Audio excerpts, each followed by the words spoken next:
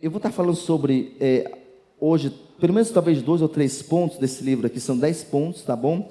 E aqui o pastor Sabá vai falar sobre alguns erros que a gente tem que ter cuidado para não cometer como discipulador, tá bom? Então, ele fala que esses erros, só para você entender, eu já li esse livro, já li esse livro, já estou no terceiro momento agora. Então, ele fala que se nós entendermos esses princípios, a gente vai evitar alguns erros que acontecem no discipulado. E o primeiro erro que ele vai falar, eu quero que você note, por favor, é não ser um bom exemplo de discípulo. Então, eu, como discipulador de algumas pessoas, qual é um grande erro que eu tenho diante dos meus discípulos? É eu não ser um bom discípulo. Mesmo, entendeu? Então, eu preciso ser um bom discípulo. Alguém já disse que um bom filho é um bom marido. Se você vê um filho que grita com a mãe, que é preguiçoso, que é desorganizado, pode ter certeza, quando ele casar, é do mesmo jeito ou pior. Se o sujeito é organizado, se ele levanta, ele arruma a cama dele, se ele lava a louça, se ele faz isso, eu fazia isso na minha casa, né, mamãe? Quando eu estava debaixo da gestão da senhora Angélica. E eu faço isso hoje lá em casa, eu lavo a louça do mesmo jeito, porque a gente aprendeu. Então, para mim ser um bom discipulador, eu preciso primeiro ser um bom discípulo. E aqui o pastor Sabá fala sobre uma frase de uma escritora francesa chamada Madame de Sablé. Ela disse que nada é mais perigoso do que um bom conselho acompanhado de um mau exemplo. Gente, o mundo hoje, os nossos pais no passado, era o seguinte, eles falavam assim, aqueles homens rudes do sertão, por exemplo, olha, faça o que eu mando, mas não faça o que eu faço. Quer dizer, eles queriam impor autoridade sobre alguém, queriam ser líderes proeminentes, queriam que as suas ordens fossem obedecidas, mas eles falavam o seguinte, mas não faça o que eu faço. Quer dizer, isso aqui é uma grande demagogia, isso é sem sentido, porque as nossas atitudes e exemplos falam muito mais alto do que as nossas palavras. Então, o primeiro erro é não ser um bom exemplo de discípulo. E eu achei muito legal que ele falou que o ganhador do prêmio Nobel da Paz, Albert Schweitzer, ele disse que existem 3 maneiras de ensinar uma criança. A primeira maneira é pelo exemplo. A segunda maneira é pelo exemplo. E a terceira por quê? Pelo exemplo. Então, olha só, como é que eu ensino meu filho? É quando eu sou uma pessoa exemplar. Não é muito pelo falar, porque o falar, às vezes a criança, ela até tem medo. O Enzo, se eu falar forte, o Enzo tem medo, porque sabe, se eu pegar ele, eu trouxe todinho. Mas assim, ele tem que temer e respeito, não ter medo, né? Então, a gente fala pelo exemplo. Se eu falar para o Enzo, olha, temos que amar as pessoas, e em casa eu ficar gritando com ele, humilhando a Andresa, quer dizer, fala, olha, não está batendo muito a fala do meu pai com aquilo que ele ensina. Então, isso aqui é muito forte, porque o principal chamado de um discipulador é ser um bom discípulo. Diga assim, o principal chamado de um discipulador é ser um bom discípulo. Irmãos, o farisaísmo é exatamente isso. Eu exigir do Reginaldo e da Yasmin, que são nossos discípulos, algo que eu não faço com o meu discipulador. Eu exigir do Reginaldo que ele chegue no horário para o discipulado, quando eu chego meia hora atrasado no meu. Eu exigi para o Reginaldo, olha, busque a Deus. Olha, Reginaldo, seja fiel, cuidado, Reginaldo, para não falar mal de ninguém. Aí ele veio falando mal das pessoas. Quer dizer, então, o exemplo é algo muito, muito forte. Veja comigo, por favor, abra sua Bíblia aí em Mateus. Se você tivesse comprado o livro, você estava agora comigo na página 21. Como você não comprou, está lá atrás ainda, você pode comprar, você vai usar. Eu vou usar pelo menos 3 domingos no Tadeu esse livro aqui. Eu vou usar exatamente o livro aqui, ó. Olha como é que eu faço aqui, ó, meu esboço. Ó. Eu pincho, eu vou falar o que está aqui, porque as outras coisas tem muita coisa para falar. Tá, então veja comigo Mateus 23, 28. O texto diz: assim são vocês, por fora parecem justos ao povo, mas por dentro estão cheios de hipocrisia e maldade. Quer dizer, vocês têm uma casca, vocês demonstram ser muito, talvez espirituais, muito justos, muito cheios do Espírito Santo, mas vocês não são. É isso que o texto de Mateus fala. Então, a gente tem que ter cuidado de não exigir do outro aquilo que a gente não pode entregar. Antes de uma pessoa pensar em ser um discipulador, ela precisa primeiro já estar vivenciando essa experiência de ser acompanhada, de ser discipulada por alguém. Então entenda, a gente não pode, na visão do MDA, permitir que alguém discipula outro, se não estiver debaixo de um discipulado. Então, eu só posso discipular se eu estiver debaixo, se eu estiver realmente conectado com Jesus e com uma liderança humana. Então, debaixo daquela unção, daquela visão, isso aqui é algo imprescindível. Irmãos, isso aqui é muito forte, porque a maior demonstração de amor de um discipulador, que ele pode dar aos seus discípulos, é amar, honrar e caminhar do lado do seu discipulador.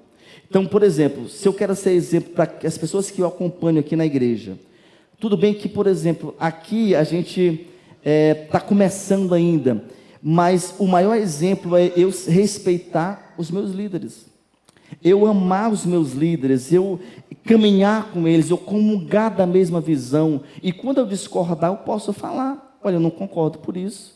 Quantas vezes em Fortaleza o pastor Sandro me atendeu? Várias vezes. Você alguma coisa e falar: pastor Sandro, olha, isso aqui, às vezes eu falava: não, Watson, mas tem isso aqui, está certo, então eu abro mão. Mas às vezes ele falava: não, vamos pensar então, não, realmente vamos corrigir isso aqui. Então, mas isso, andar junto, não quer dizer que eu vou aceitar tudo. A gente pode dar ideias, mas é importante a gente demonstrar para o meu discípulo, quando eu caminho com o meu discipulador. Irmãos, para quem já acompanhou o pastor Eibe, você sabe o quanto ele elogia o pastor Paulo Jeff, o quanto ele honra, quantas vezes, não é isso, pastor Angélica? Ele elogia, ele fala que ele está do lado. Para quem vê aquilo, a gente está do lado de fora e fala: puxa, eu tenho que ser assim também. Então ele tem esse entendimento de honrar o seu discipulador. Todo discipulador deveria fazer essas 3 perguntas um dia. Primeira pergunta que eu tenho que fazer, que você tem que fazer, é o seguinte: eu gostaria de ser o meu próprio discipulador? O Watson olha para o espelho e fala assim: Watson, você queria discipular você mesmo se você pudesse? Então, se você fala: não, Deus me livre, Deus me guarde, cruz credo, Deus me livre, você tem que rever os seus valores. Porque se eu não quero nem ser discipulado por mim, ainda mais um terceiro, né? A segunda pergunta que todo discipulador tinha que fazer: você escolheria um discipulador semelhante a você? Quando eu falo semelhante, não estou falando nada de estereótipo físico, estou falando de caráter, de conduta, de personalidade, de ser. Será que você escolheria? Se o pastor falasse: irmãos, tem 4 pessoas aqui, você escolheria alguém que era exatamente como você? Terceira pergunta: você gostaria de ter o mesmo nível de acompanhamento que você tem oferecido aos seus discípulos? O que é isso? Eu já vi gente que pega o discipulador dele e suga, manda mensagem direto, marca reunião direto e comunhão direto. Então ele suga, mas ele também não está nem com os discípulos dele. Não atende ninguém, não reúne com ninguém, não ama ninguém, não dá atenção para ninguém, quer dizer, ele só quer receber. Então observe, eu acho que se a gente sair daqui hoje, nessa manhã, com essas 3 perguntas muito claras, a gente vai talvez mudar um pouco a nossa conduta. Quem está me entendendo aqui, gente? Amém? Agora, olha só. Um discípulo exemplar sabe valorizar o tempo do seu discipulador. Gente, tempo é mais do que dinheiro, sim ou não? Então, alguns de nós temos uma vida super corrida. Então, você que é um discípulo exemplar, você sabe valorizar esse tempo. Um discípulo exemplar sabe valorizar a pessoa do discipulador, ele sabe valorizar os conselhos do discipulador, ele sabe, por exemplo, valorizar e ele também se esforça para deixar o seu discipulador feliz. Será como é o nível de gratidão do nosso discipulador conosco? Será que você fala assim, meu Deus do céu, está chegando aquele abençoado, Jesus, me dê graça, meu Deus. Ou será se ele fala assim, puxa, está chegando um grande filho, uma grande filha, uma pessoa quebrantada, uma mulher, um homem que ouve conselhos, uma pessoa que é íntimo do Espírito Santo. Será que quando alguém vai se encontrar comigo, quando o pastor Sandro, a pastora Angélica, eu fico pensando sobre isso, talvez vão reunir comigo, qual é o sentimento que eles têm antes dessa reunião? Um discípulo exemplar, ele é transparente com o discipulador. Diga assim, um discípulo exemplar, ele é transparente com o discipulador. Irmãos, é um dos pontos que mais eu valorizo num discipulado, é transparência. Sabe? E é muito fácil, às vezes, a gente ser transparente quando tudo está meio que legal com a gente. Quando eu estou ok com minha esposa, quando eu não tenho nenhum pecado escondido, quando eu não sou escravo de nenhum pecado. Então, às vezes é fácil, mas não é muito fácil quando eu estou sendo, de vez em quando, recebendo uma rasteira de Satanás. De vez em quando eu me envolvo em alguns pecados comprometedores, mas exatamente nesses momentos que a transparência tem que acontecer. Então, um discípulo exemplar, ele valoriza estar com o seu discipulador. Ele ama a amizade e a companhia do seu discipulador. A gente ficou muito feliz, né, pastor Angélica, que o pastor Sandro é pastor lá do Ceará, acho que tem mais de 60 igrejas e tem tantos pastores na equipe dele. E aí a gente ficou muito feliz que ele convidou a gente, agora no começo do ano, para ficarmos junto com ele lá em São Paulo, na conferência, no mesmo quarto, no mesmo apartamento, né? E a gente amou tanto aquele período com ele, e eu saí só com o pastor Sandro, a mamãe ficou só com a pastora Alba, e nós fomos lanchar, e muita comunhão, fomos fazer compras juntos. Então eu falei para ele, pastor Sandro, muito obrigado, porque eu sei que o senhor tem tantas pessoas no estado todo, e o senhor escolheu a gente para estar juntos. Então a gente ama estar junto, isso é algo muito interessante. Outra atitude de um discípulo exemplar, meus irmãos, é que ele representa bem seu discipulador diante dos seus liderados, ficando longe do território da maledicência. Eu já fiz isso, talvez vocês já fizeram também. Em algum momento a gente dá uma esquecidazinha e a gente talvez corta um pouquinho a orla do líder. Eu já fiz isso. Já pedi perdão de algum discípulo que eu fiz isso. E a gente, às vezes, por exemplo, sem querer, a gente demonstra um queixume, demonstra uma satisfação. Então, isso é um problema muito sério que a gente tem que ter cuidado. Olha só, a pergunta que eu quero fazer para vocês são, pelo menos, aqui umas 7 perguntas. Que nota você daria para a sua atuação como discípulo, por exemplo, no que diz respeito à sua pontualidade e frequência no discipulado? Você é pontual? Irmãos, pontualidade já é o começo de uma fidelidade. O pastor Luciano Subirá fala que a pessoa ela é fiel. Um dos termômetros da fidelidade no todo de uma pessoa é a pontualidade. Qual nota que você dá para você mesmo como discípulo para o nível de transparência? Qual é a nota que você dá para você como discípulo no que diz respeito à honra que você tem ao seu discipulador? Qual é a nota que você dá para quando você é corrigido, qual a reação que você tem?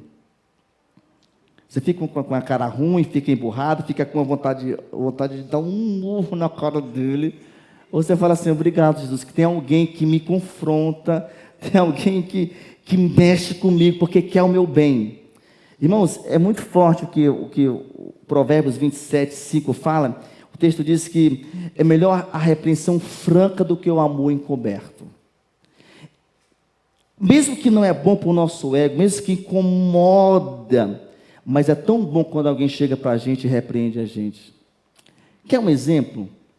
E às vezes o repreender não é só chamar atenção, é alertar, é avisar ou comunicar algo. Por exemplo, eu vou dar algo assim, um exemplo bem rasteiro. Uma pessoa que tem mau hálito. Às vezes ela não sabe que ela... todo mundo tem, mas que ela está com mau hálito naquele momento. Então, para mim chegar para essa pessoa e falar, irmão ou irmã, poxa, chupa a bala house. Se escova. Isso às vezes é chato. Mas se eu falar assim, poxa, eu te amo tanto, poxa, olha, cuidado, porque para as pessoas não acharem que você...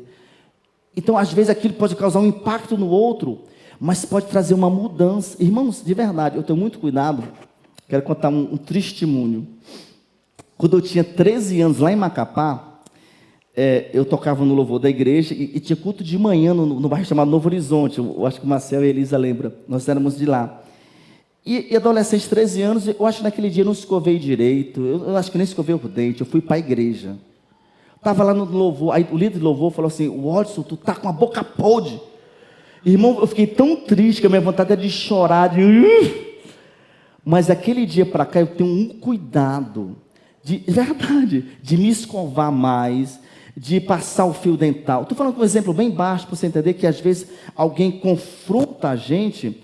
O cara foi mal educado, mas aquilo serviu para mim, aquilo me ajudou para mim, até eu ficar velhinho, ter cuidado com essa questão de ter né, um tratamento bucal legal. Então observe, qual é o nível nosso quando alguém repreende a gente? Como que nós reagimos em relação, por exemplo, quando alguém nos confronta? Qual a nota que você dá para você não falar mal do seu discipulador na frente dos seus discípulos? Você fala mal ou não? Qual a nota que você dá? Qual a nota que você dá para você mesmo no que diz respeito ao respeito do tempo do seu discipulador? O cara marca para reunir contigo 7 da noite. Você chega às 7 da noite ou você chega às 7 e pouco? Todas as pessoas que eu acompanho são muito pontuais. Mas lá em casa, geralmente eu marco o discipulado 2 num dia. Geralmente sei lá, por exemplo, eu marco 7 horas com um, 8h30 com o outro. Se esse primeiro atrasou, eu falo para ele antes de ele chegar, eu digo, olha, 8h30 eu tenho compromisso. Já aconteceu de reunir com a pessoa 20 minutos. Terminou, irmão, por favor, aquela porta está aberta, está entrando outro. Porque para respeito ao tempo do discipulador. Qual a nota que você dá para você mesmo sobre tirar proveito do tempo dispensado pelo seu discipulador? Ou seja, como é que você aproveita isso? Você fica só... por exemplo, quando eu estou com o pastor Sandro, algum outro pastor, eu faço muitas perguntas sobre o ministério, porque eu quero aproveitar, eu quero extrair o máximo. Isso é um ponto a ser entendido. Então, qual o primeiro erro que um discipulador tem que ter cuidado, gente? Qual o primeiro?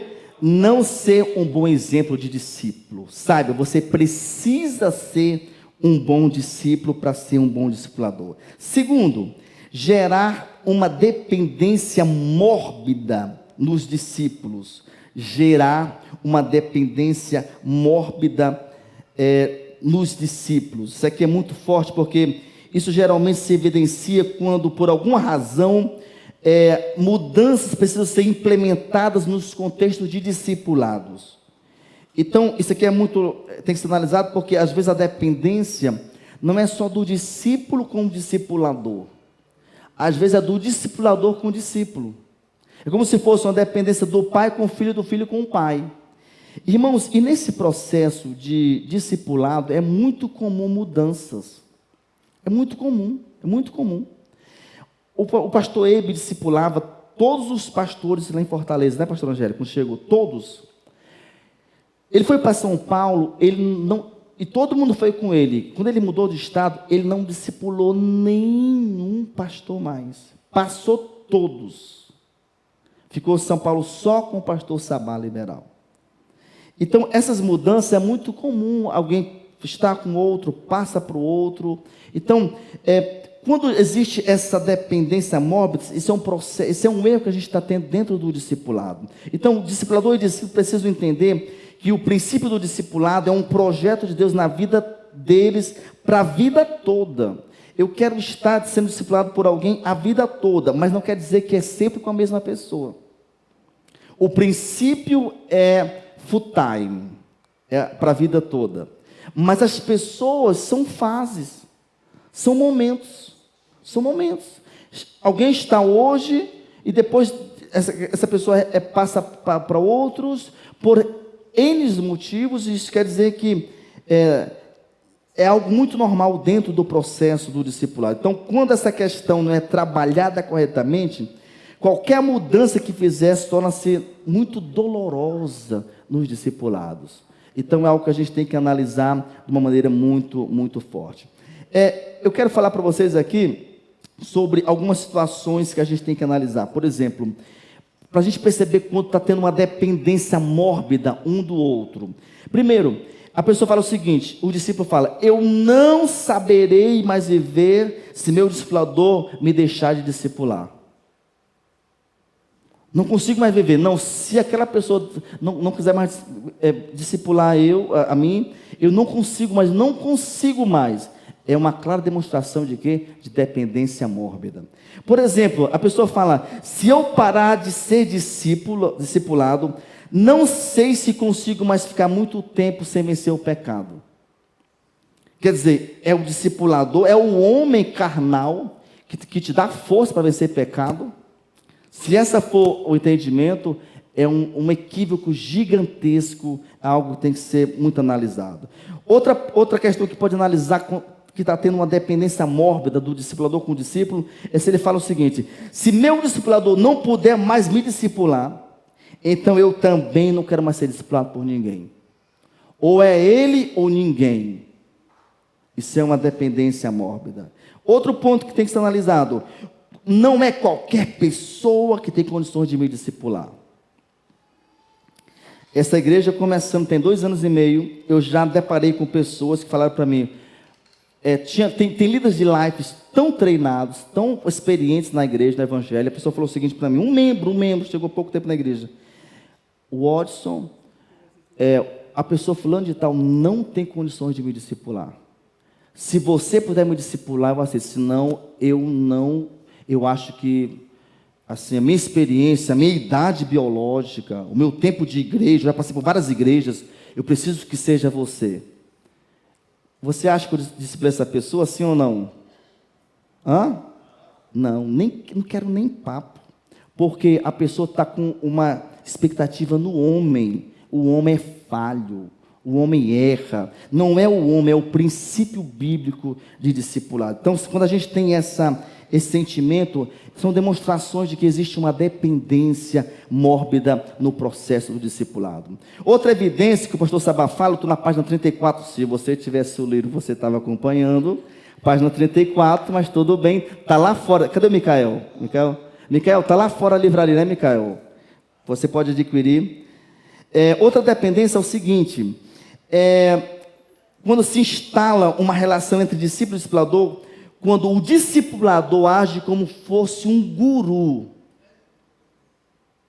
Então o sujeito vai comprar um carro, o que você acha? O cara tem uma irmãzinha na igreja, aquela irmã fala, o cara fala assim, eu acho que eu vou, aquela ali dá certo para mim. Aí ele nem ora.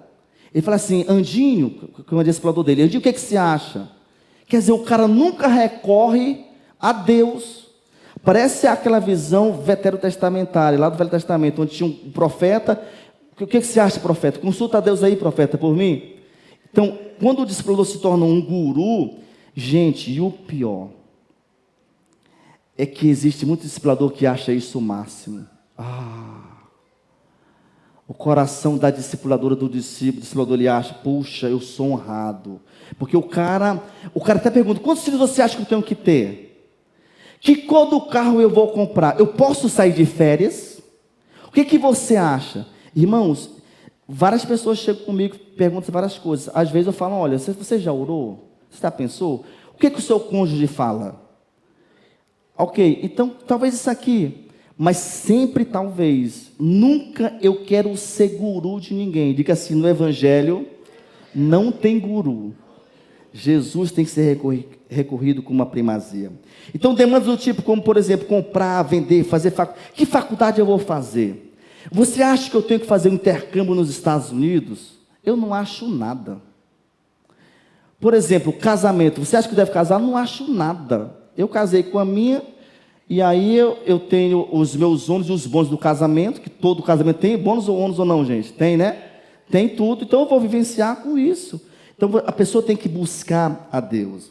Então, meus irmãos, o perigo existe quando o discípulo é considerado, condicionado, melhor dizendo, a consultar o discipulador e a perguntar sobre coisas tão simples, sem primeiro consultar Deus.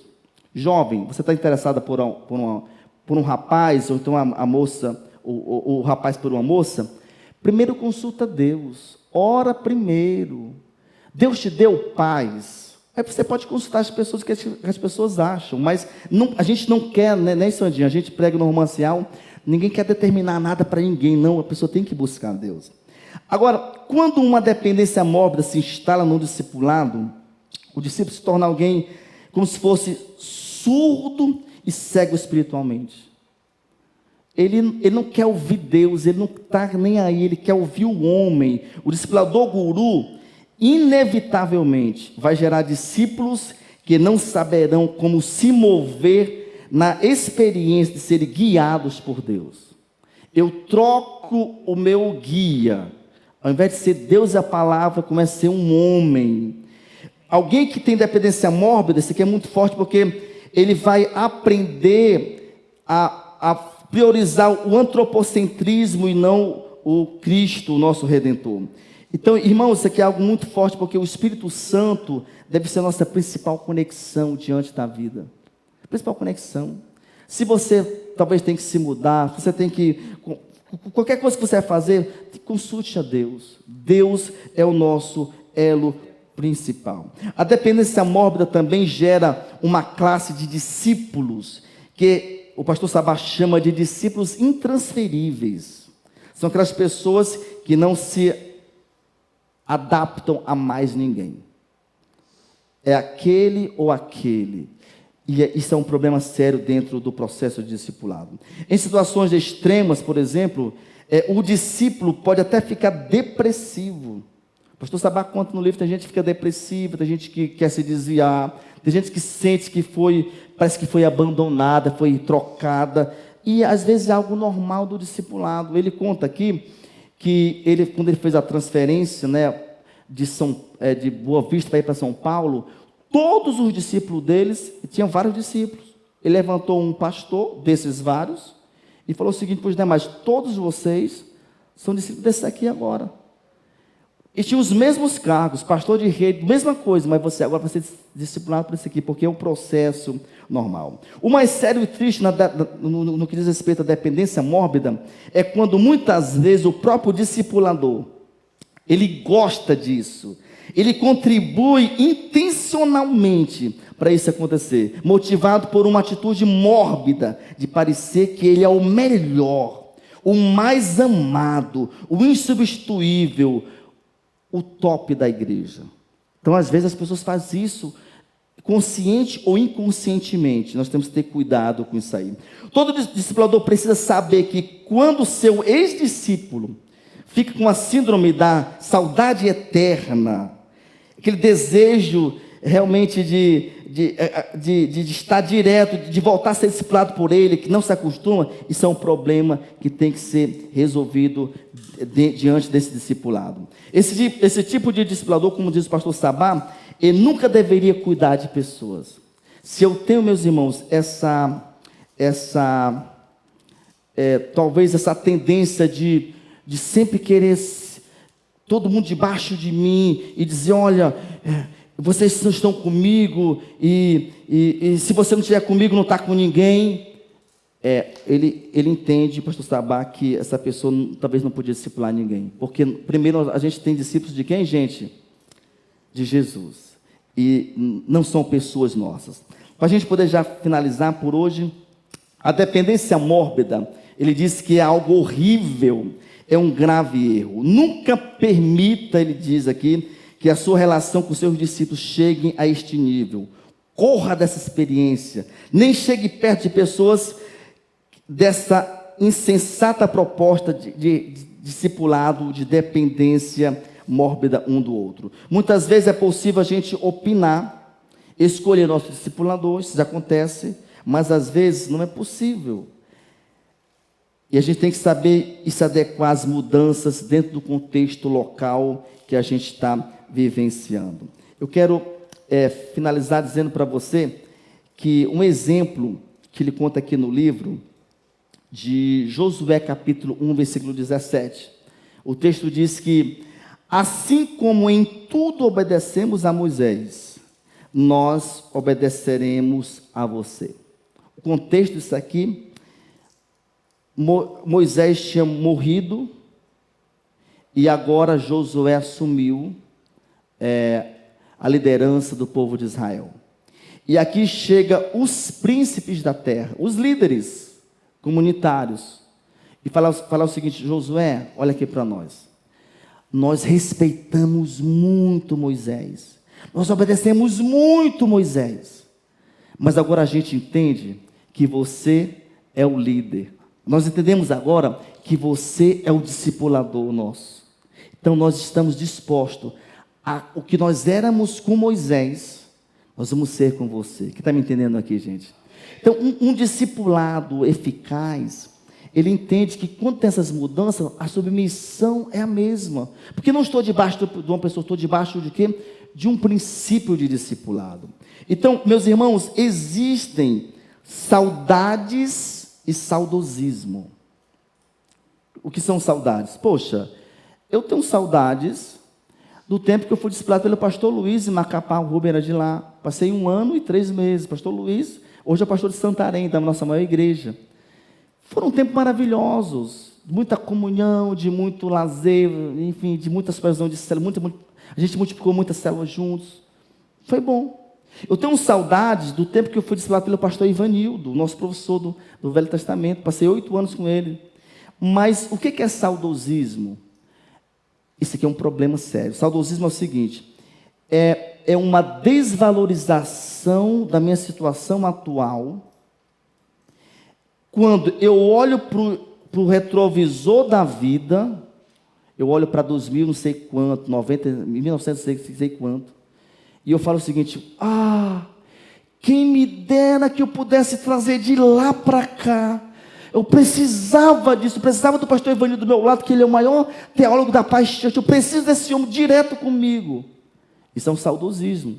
Quer dizer, eu quero trazer o passado para o presente, e quando eu trago o passado para o presente, eu desvalorizo o meu presente. Quem está me entendendo aqui? Eu posso sentir saudade, pô, foram um tempo maravilhoso, top, mas cara, eu estou noutra vibe. Eu estou no outro tempo, no outro contexto, passou, sou grato, mas agora eu tenho que amar, respeitar quem está comigo aqui, gente, amém? Então a gente tem que ter esse cuidado no que diz respeito ao discipulado. Eu quero terminar lendo com você, 1 Tessalonicenses, no livro, página 40, se você tiver seu livro. 1 Tessalonicenses 5, versículos 12 a 13. Olha só. Agora pedimos a vocês, irmãos, que tenham consideração para com que aqueles que se esforçam no trabalho entre vocês. Paulo vai dizer que eles lideram no Senhor e os aconselham. Tenham-nos na mais alta estima, com amor, por causa do trabalho deles. Vivam em paz uns com os outros. O que Paulo está ensinando aos irmãos de Tessalônica? Irmãos, considere as pessoas. Ou seja, respeite as pessoas que estão com você agora. Ame elas. Tenha consideração por elas. Seja grato pelo tempo que ela investe em você agora. Quer dizer, eu respeito o meu passado, mas eu valorizo muito mais o meu presente. É isso que Paulo quer falar. O mesmo tratamento de amor, consideração, respeito que nós dispensamos para o discipulador A, ou seja, aquele meu primeiro discipulador, eu tenho que ter a mesma postura com o discipulador B. Aquele que me discipulava há 5 anos atrás, eu amei, respeitei, obedeci, honrei. Hoje, 2024, eu faço a mesma coisa que eu fazia com aquele no passado. Então, o texto bíblico, irmão, ele é atemporal. O que é algo atemporal? Passam-se séculos e séculos, e a eficácia do texto é a mesma. O texto bíblico sobre honrar, que Paulo fala aqui em 1 Tessalonicenses 5, 12 e 13, ele é um texto que tem a ver com... ele é incircunstancial. Independente da circunstância, ele é aplicável. E por último, esse texto aqui, ele é imparcial. Então, é muito forte. Ele é atemporal, incircunstancial e é um texto imparcial. Ou seja, eu tenho que respeitar, amar, honrar e valorizar todos que já investiram, que estão investindo na minha vida, em nome de Jesus. Então, falamos hoje somente 2 pontos. O primeiro ponto qual foi? O primeiro erro? Não ser um bom exemplo de discípulo. O segundo, demonstrar uma dependência mórbida do discipulador ou do discípulo, tá bom? Fique em pé para eu orar por você agora, vamos concluir aqui. Ó o livro, semana que vem nós vamos para a página 43, a semana que vem, tá bom? Passe lá, a gente fala assim do livro, brincando, não é ideia lucrar, isso aqui é tão pouco retorno, é só que você se aprofunde nisso aqui, que vai servir para a sua vida como um todo. Pai, muito obrigado por esse Tadel, e nós queremos, Pai, tomar posse, que nós não cometemos esses 2 erros. Nós entendemos que nós somos um exemplo de discípulo para os nossos discípulos. Também nós somos um exemplo de levar sempre os nossos discípulos a conectarem-se com o Senhor Jesus. A entenderem que a fonte primária e prioritária é Jesus e não nós. Que nós possamos, Pai, também como discipuladores, não achar vantagem em perceber que alguém tem uma dependência mórbida de nós. Isso é uma clara demonstração, Pai, de erros, de falta de espiritualidade, de falta, Pai, de entendimento de que a nossa conexão não deve ser focada no homem, no antropocentrismo, mas sobretudo, Pai, em Cristo Jesus. Quando a gente entende que o nosso foco é em Jesus, nós somos adaptáveis e entendemos que as mudanças acontecem e que elas fazem parte do nosso dia a dia como discipuladores e discípulos, em nome de Jesus. Levante suas mãos agora.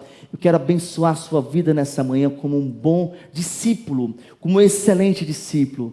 Eu também abençoo você nessa manhã como um excelente discipulador, que nós somos uma igreja que valorizamos, respeitamos e praticamos o discipulado eficaz, em nome de Jesus. Aplauda bem forte ao Senhor. E até daqui a pouquinho, com celebração em nome de Jesus.